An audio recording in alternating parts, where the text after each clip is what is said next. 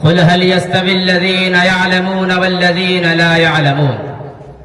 وقال شاعر قدم چوم لیتی ہے خود بڑھ کر منزل، قدم چوم لیتی ہے خود بڑھ کر منزل، مسافر اگر ہمت نہ ہارے.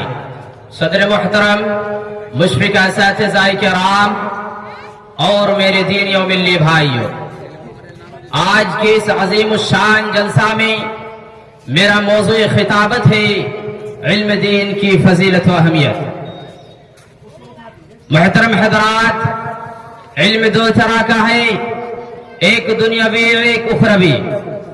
علم چاہے دنیاوی ہو یا اخروی انسان کو عزت و فضیلت عطا کرتا ہے، لیکن دنیاوی علم صرف دنیا تک ہی محدود رہتا ہے، اور اخروی علم انسان کو دنیا و آخرت دونوں جگہ ذلت و رسوائی سے نجات دلاتا ہے اور عزت و شوقت عطا کرتا ہے.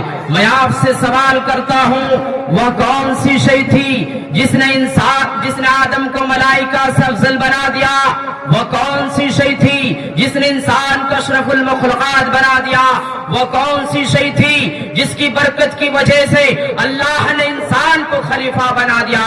وہ کون سی شے تھی جس کی فضیلت کی بنا پر رب کائنات نے انسان کو اپنا نائب بنایا؟ وہ علم ہی کی دولت ہے. جب رب کائنات نے قرآن نازل فرمایا تو سب سے پہلے وہ آیت نازل ہوئی جس کا تعلق علم سے ہے، یعنی اقرأ باسم ربک الذی خلق.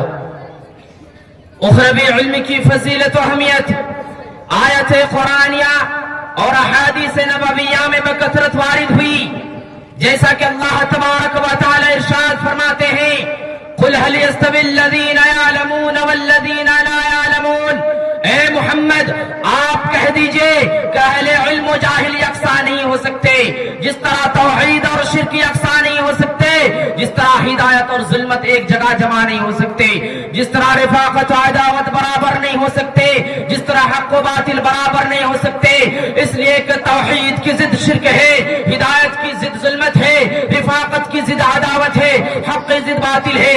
اسی طرح اہل علم و جاہل برابر نہیں ہو سکتے.